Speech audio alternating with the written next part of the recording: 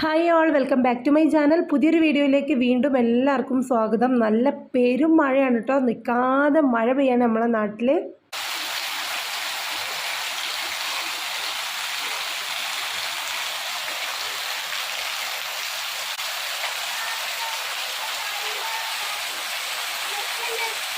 അപ്പോൾ വീഡിയോ കാണാൻ തുടങ്ങുമ്പോഴേ മറക്കണ്ട കേട്ടോ ലൈക്ക് ചെയ്യാൻ വേണ്ടിയിട്ട്. നല്ല പെരും മഴ, രാവിലെ തൊട്ട് രാത്രി വരെ മഴ തന്നെയായിരുന്നു. ഞാൻ പിറ്റേ ദിവസം രാവിലെയാണ് കേട്ടോ വോയിസ് ഓവർ കൊടുക്കുന്നത്, അതുകൊണ്ടാണ് ഇങ്ങനെ പറയുന്നത്. രാവിലെ കുറേ സമയം മടിയൊക്കെ പിടിച്ച് അടുക്കളയിൽ വന്ന്, കാരണം സ്കൂളൊന്നുമില്ലല്ലോ കുട്ടികൾക്ക്, ആർക്കും പോകാൻ ഇവിടെ തിരക്കുള്ള ആരുമില്ല. അതുകൊണ്ട് തന്നെ പെരുമഴയത്ത് കുറച്ച് സമയം അടുക്കളയിലേക്ക് ഇറങ്ങി കിട്ടാനേ നല്ലൊരു മടിയുണ്ടായിരുന്നു. നമ്മൾ പെണ്ണുങ്ങൾക്ക് പിന്നെ അടുക്കള ഒഴിവാക്കാൻ പറ്റുന്നൊരു ഭാഗമല്ലല്ലോ. ഇതിൽ ഇറങ്ങിയിട്ടില്ലെങ്കിൽ ബാക്കിയുള്ളവരൊക്കെ നമ്മളടുത്ത് വന്നിട്ട് ഫുഡ് വയ്ക്കുന്ന സമയത്തേ ഉത്തരം ഉണ്ടാവില്ലല്ലോ പറയാൻ. ഇപ്പം അരിയൊക്കെ കഴുകിയിട്ട് ദോശയൊക്കെ അരക്കാൻ വേണ്ടിയിട്ട് പോവുകയാണ്. അപ്പോൾ ഇന്നും ദോശയാണ് ഉണ്ടാക്കുന്നത്. ഇവിടെ മിക്കപ്പോഴും ദോശയാണ് കേട്ടോ, കാരണം ഇവിടെ ദോശ ദേശീയ ഭക്ഷണമാണ് രാവിലത്തെ. എനിക്കും പെട്ടെന്ന് എളുപ്പമാണ് ദോശ ഉണ്ടാക്കാൻ. പിന്നെ ദോശയാകുമ്പോൾ എല്ലാവർക്കും ഇഷ്ടമാണ്, കുഴപ്പമില്ല, ആരും പരാതിയൊന്നും പറയില്ല. ഇനിയിപ്പോൾ ഇഷ്ടമാണെങ്കിലും ഇല്ലെങ്കിലും ദോശ എല്ലാവരും കഴിച്ചിട്ട് പോയിക്കോളും. അതിന് ഇനിയിപ്പോൾ കറി ഇല്ലെങ്കിലും ശരി, ദോശ കഴിച്ചോളൂ കേട്ടോ. പിന്നെ കറി വേണ്ടവർക്ക് കറി ആക്കി വെക്കുകയും ചെയ്യും. മക്കൾക്കൊന്നും കറി നിർബന്ധമൊന്നുമില്ല കേട്ടോ. പെരുമഴ പെയ്യുന്നതിൻ്റെ ഒപ്പരം തന്നെ നല്ല കാറ്റും അടിക്കുന്നുണ്ട് കേട്ടോ. അതുകൊണ്ട് തന്നെ മുറ്റടിക്കുക എന്നുള്ളൊരു പണിയൊന്നും ഇല്ല. കാരണം എന്താ വെച്ചാൽ മുറ്റടിക്കാനൊന്നും ഇല്ലായിട്ടല്ല, മുറ്റടിക്കാനുള്ളൊരു ഒഴിവ് പോലും മഴ തരുന്നില്ല. അത്രക്ക് മഴയും കാറ്റുമാണ്. മുറ്റത്തെ ചാമ്പക്കമരം ഉണ്ട് കേട്ടോ, മുന്നിലും ബാക്കിലും സൈഡിലൊക്കെ ആയിട്ട്. അതിലാണ് നിറയെ കായ ഉണ്ടായിട്ടുണ്ട്. ഈ കായൊന്നും വെയിലുള്ള സമയത്ത് എവിടെ ഉണ്ടായിട്ടില്ല. അതുകൊണ്ട് തന്നെ മുറ്റത്തൊക്കെ അതൊക്കെ നല്ല പോലെ തൊഴിഞ്ഞു കിടക്കുന്നുണ്ട്. പിന്നെ ദോശ ചൂടാനുള്ള പരിപാടിയിലേക്ക് നേരെ അങ്ങ് പോയി. ഇവിടെ പിന്നെ ഇങ്ങനെയാണ് കേട്ടോ, ചുട്ട് തുടങ്ങുമ്പോൾ തന്നെ കടി കൊണ്ടുപോകാൻ തുടങ്ങും. അപ്പോൾ ചൂടോടെ ദോശ തിന്നു. ഞാനതിൽ ഉപ്പിട്ടോ എന്ന് എനിക്കൊരു ഡൗട്ട് കേട്ടോ. അങ്ങനെ ഉപ്പിടാൻ വേണ്ടിയിട്ട് ഒന്ന് ടേസ്റ്റ് ചെയ്ത് നോക്കിയതാണ്. പിന്നെ ചൂടോടെ അങ്ങനെ കടി ആയതനുസരിച്ചിട്ട് ഇങ്ങനെ പോയിക്കൊണ്ടിരിക്കും കേട്ടോ. ചുടുന്ന ആൾ അങ്ങനെ ചിട്ടോണ്ടിരിക്കുക, കടി ഇങ്ങനെ പാസ് ചെയ്തുകൊണ്ടിരിക്കും.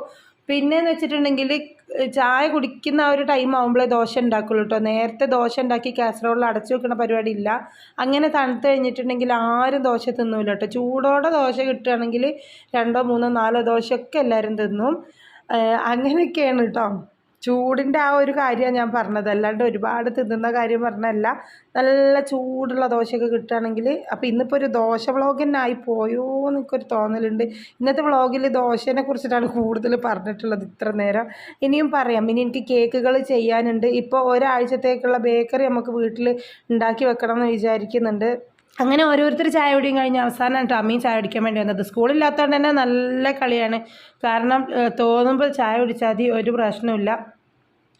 പക്ഷേ സ്കൂൾ തുറന്നിട്ടുണ്ടെങ്കിൽ ഈ കളിയൊന്നും ഇപ്പോൾ പറ്റില്ല എന്ന് ഞാൻ പറയുമായിരുന്നു. അങ്ങനെ പിന്നെ എനിക്ക് കുറച്ച് കുപ്പിയും പാത്രങ്ങളൊക്കെ ഒന്ന് കഴുകി തുടച്ച്, കഴുകുന്നില്ല, ഒന്ന് തുടച്ചിട്ട് ആ സൈഡിലൊക്കെ വെക്കാനുണ്ട്. കാരണം ഞാൻ ഗ്യാസ് അടുപ്പ് കൊണ്ടില്ലേ ഈ അകത്ത് കൊണ്ടുപോയിട്ട്, കാരണം മഴയായപ്പോൾ പുറത്തുനിന്ന് ഇങ്ങോട്ട് തന്നെ കൊണ്ടുപോയിട്ട് എനിക്ക് അടുക്കള എപ്പോഴും അങ്ങോട്ടും ഇങ്ങോട്ടും മാറ്റലാണ് കേട്ടോ പണി. ഇതിൻ്റെ മെയിൻ കാരണം എന്താണെന്ന് വെച്ചിട്ടുണ്ടെങ്കിൽ, ഞാൻ ഈ കേക്ക് ചെയ്യുന്നതുകൊണ്ട് തന്നെ എനിക്ക് സ്ഥലം പോരാ. പറയുമ്പോൾ അടുക്കള നല്ല വലുതാണ്, പക്ഷേ എനിക്ക് ഒരു ബേക്കിംഗ് റൂമായിട്ട് നമ്മൾ ചെയ്യാത്തതുകൊണ്ട് ഈ എവിടെ വെച്ചാലും ഞാൻ ഇത് ഇവിടെ നിന്ന് അങ്ങോട്ട് മാറ്റി വെക്കും, അവിടെ നിന്ന് ഇങ്ങോട്ട് മാറ്റി വെക്കും. ഒരു സ്ഥിരത എനിക്ക് വന്നിട്ടില്ല. അപ്പോൾ സ്ഥിരമായിട്ട് വെക്കാൻ വേണ്ടിയിട്ട് പിന്നെ ഇനിയിപ്പോൾ ഇവിടെ വെക്കുമെന്ന് ഞാൻ വിചാരിക്കും. അങ്ങനെ പിന്നെ ഞാൻ പുറത്തേക്കൊരു ചെറിയ വർക്ക് ഏരിയ പോലെ നമ്മളേതായ രീതിയിൽ ഇങ്ങനെ ടേബിളൊക്കെ ഇട്ട് സെറ്റ് ചെയ്തിട്ടുണ്ടായിരുന്നു. അപ്പോൾ അവിടെ അടിപൊളിയായിട്ട് അങ്ങനെ മുന്നോട്ട് പോകുന്ന സമയത്താണ് ഇപ്പോൾ ഈ കൊടുങ്കാറ്റും മഴയൊക്കെ ഉണ്ടാവുന്നത്. അപ്പോൾ ഇനി അവിടെ പറ്റില്ല, കാരണം അത്രയ്ക്ക് മഴയാണ്. നമുക്ക് അവിടെ നിന്ന് ഫുഡ് ഉണ്ടാക്കാൻ പറ്റില്ല. ഗ്യാസ് പിന്നെ ഇങ്ങനെ കാറ്റിന് കെട്ടുപോകുക തന്നെ. അപ്പോൾ ഞാൻ ഗ്യാസ് അടുപ്പ് ഇങ്ങോട്ട് തന്നെ എടുത്ത് കൊണ്ടുവച്ചു. അപ്പോൾ ഈ ഒരു ഹൈ പ്രഷറിൻ്റെ ഗ്യാസ് ആണ് ഞാൻ ഇപ്പോൾ ഉപയോഗിക്കുന്നത്.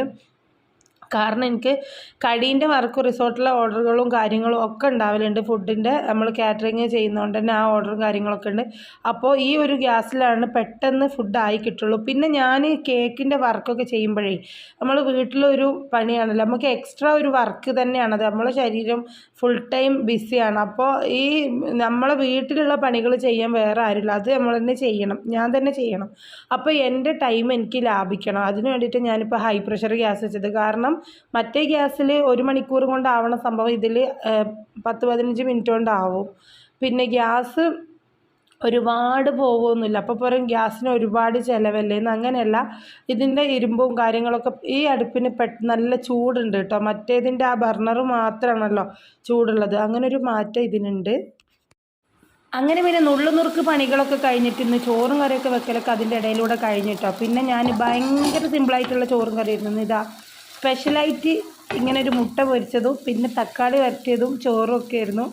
ഭയങ്കര ടേസ്റ്റ് ആയിരുന്നു കേട്ടോ. നമ്മൾ ചിക്കനും ബീഫും മീനും ഒക്കെ കഴിക്കുന്നതിൻ്റെ ഇടയിൽ വല്ലപ്പോഴും ഒരു ദിവസം ഇങ്ങനെയൊക്കെ കഴിക്കുമ്പോഴേ സത്യം പറഞ്ഞാൽ ഭയങ്കര ടേസ്റ്റ് ആയിരുന്നു ഇന്നത്തെ ചോറിന്. കാരണം നല്ല മഴ, നല്ല തക്കാളി, നല്ല മുളകിട്ട് വരട്ടിയത്, മുട്ട പൊരിച്ചത്, ചോറ് സിമ്പിൾ, പിന്നെ ഒരു അച്ചാറും അത്രേ ഉണ്ടായിട്ടുള്ളൂ. പക്ഷെ ഭയങ്കര ടേസ്റ്റ് ഉണ്ടായിരുന്നു അങ്ങനെ കഴിച്ച സമയത്ത്. അങ്ങനെ തോന്നിയിട്ടോ. അങ്ങനെ പിന്നെ എല്ലാവർക്കും ചോറ് കൊടുക്കലൊക്കെ കഴിഞ്ഞിട്ട് പിന്നെ ഞാൻ കേക്ക് ഉണ്ടാക്കാൻ വേണ്ടിയിട്ട് നിന്നു കേട്ടോ. കേക്കിന് റെഡ് വെൽവെറ്റ് കേക്കാണ് ഓർഡർ ഉള്ളത്. അപ്പോൾ അതിന് വേണ്ടിയിട്ട് ഞാനിവിടെ കേക്ക് ഉണ്ടാക്കാൻ വേണ്ടിയിട്ട് അങ്ങ് നിന്നു. അപ്പോൾ അത് കഴിഞ്ഞിട്ട് കുറച്ച് ബേക്കറീൻ്റെ പരിപാടി ഉണ്ടെന്ന് പറഞ്ഞില്ലേ, അതും കൂടെ ഉണ്ടാക്കാനുണ്ട് കേട്ടോ. കാരണം നല്ല മഴയൊക്കെ അല്ലേ, കുറച്ച് കറുമുറ ഐറ്റംസ് ഇവിടെ ഉണ്ടാക്കി വെക്കാമെന്ന് ഞാൻ വിചാരിച്ചു. ഞാൻ അങ്ങനെ പുറമേ നിന്ന് ബേക്കറി വാങ്ങലില്ല കേട്ടോ. ഇത് പിന്നെ കുറച്ച് കാന്താരി മുളക് വാങ്ങിയിട്ടുണ്ടായിരുന്നു. നല്ല അടിപൊളി കാന്താരി മുളകാണ് കേട്ടോ. കാന്താരി മുളകിൻ്റെ ടേസ്റ്റ് പിന്നെ പറയണ്ടല്ലോ. ഇത് ഇഷ്ടമുള്ളവർക്ക് നല്ല മൂത്ത കാന്താരി മുളകാണ്. ഇത് കിട്ടിക്കഴിഞ്ഞപ്പോൾ പിന്നെ ഒരു ചമ്മന്തിയൊക്കെ ഉണ്ടാക്കിട്ടോ. പിന്നെ മുളകിൻ്റെ പൂതി അങ്ങോട്ട് തീർന്നു. അമ്മാതിരി എരിവാട്ടോ. 4-5 ഇട്ടപ്പോൾ തന്നെ ഭയങ്കര എരിവുണ്ടായിരുന്നു. പക്ഷെ അടിപൊളിയാണ്.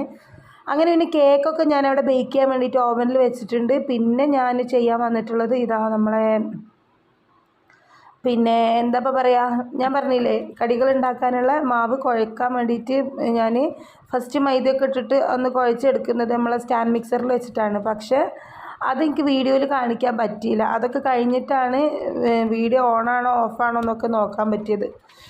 അപ്പോൾ ഇനി ആ പരിപാടിയിലേക്ക് നേരെ കടക്കുകയാണ് സുഹൃത്തുക്കളെ. അങ്ങനെ ഇതൊക്കെ ഒന്ന് നല്ലപോലെ കുഴച്ചെടുക്കുന്നുണ്ട്. ഇതിങ്ങനെ ലൂസായി പോയിട്ടോ. ഇത് പറഞ്ഞാൽ മാവ് ലൂസായി. അപ്പോൾ അത് കുറച്ച് പൊടിയൊക്കെ ഇട്ടിട്ട് കുറച്ചുകൂടെ പൊടി ഇട്ടിട്ട് ഞാൻ നല്ലപോലെ ഒന്ന് കുഴച്ചെടുത്ത് മിക്സ് ആക്കട്ടെ. അങ്ങനെ പിന്നെ ഇതൊക്കെ ഉണ്ടാക്കി അവിടെ വെച്ചിട്ടുണ്ട്. പിന്നെ ഓവനിൽ നമ്മൾ കേക്ക് വെച്ചിട്ടുണ്ടല്ലോ, അതൊന്ന് ബേക്ക് ആയോ എന്നൊന്ന് നോക്കാൻ പോയിട്ടുണ്ടായിരുന്നു. കാരണം ഞാനത് ഓണാക്കുമ്പോൾ 1/2 kg ആണെങ്കിൽ ശ്രദ്ധിക്കൂല കേട്ടോ. 30 മിനിറ്റ് എന്നുള്ളതൊന്നും ശ്രദ്ധിക്കൂല. ഫുൾ ടൈമർ അങ്ങ് ഓണാക്കി വെക്കും. പിന്നെ പകുതി ആകുമ്പോൾ അത് ബേക്ക് ആകുമ്പോൾ സ്വിച്ച് അങ്ങ് ഓഫ് ആക്കിയാൽ മതിയല്ലോ. അങ്ങനെ ചെയ്യും. എന്നിട്ടിപ്പോൾ പിന്നെ കേക്ക് പുറത്തെടുത്ത് വെച്ചെന്നല്ലാതെ ഓവൻ ഓഫാക്കാൻ മറന്നു കിട്ടും. കുറച്ച് സമയം കഴിഞ്ഞിട്ടാണ് ഓവൻ പിന്നെ ഓഫാക്കിയത്. പിന്നെ വീണ്ടും നമ്മൾ ഈ പരിപാടിയിലേക്ക് തന്നെ വന്നു. അപ്പോൾ ഞാൻ 6-ാം നമ്പർ ഉണ്ടാക്കാമെന്നാണ് വിചാരിക്കുന്നത്. അപ്പോൾ നമ്മൾ 6-ാം നമ്പർ പണ്ടൊക്കെ എവിടെയെന്ന് വെച്ചിട്ടുണ്ടെങ്കിൽ ഞാൻ കണ്ടിട്ടുള്ളത് ഈ കല്യാണ വീടുകളിലൊക്കെ, ഞാൻ ചെറുതാവുന്ന സമയത്ത് കല്യാണ വീടുകളിലൊക്കെ പോകുമ്പോൾ അവിടെ തലേ ദിവസം കല്യാണത്തിൻ്റെ 2-3 ദിവസം മുന്നേ തന്നെ വീടിൻ്റെ അടുത്തുള്ള പെണ്ണുങ്ങളൊക്കെ കൂടെ പോയിട്ട് ഈ പെട്ടിയപ്പം മുറിക്കുക എന്ന് പറഞ്ഞിട്ട് പോകും കേട്ടോ. അപ്പം ഇങ്ങനെ ഉണ്ടാക്കിയിട്ട് പിന്നെ കട്ട് ചെയ്യും, പരത്തി മുറിച്ച് ഇങ്ങനെ ചതുരത്തിൽ കട്ട് ചെയ്തിട്ട് പൊരിക്കും. അപ്പോൾ ഇതിന് പെട്ടിയപ്പം ഡാ അപ്പോൾ പെട്ടിയപ്പം മുറിക്കാൻ പോവുകയെന്നാണ് പറയുക കല്യാണ വീട്ടിൽ കേട്ടോ.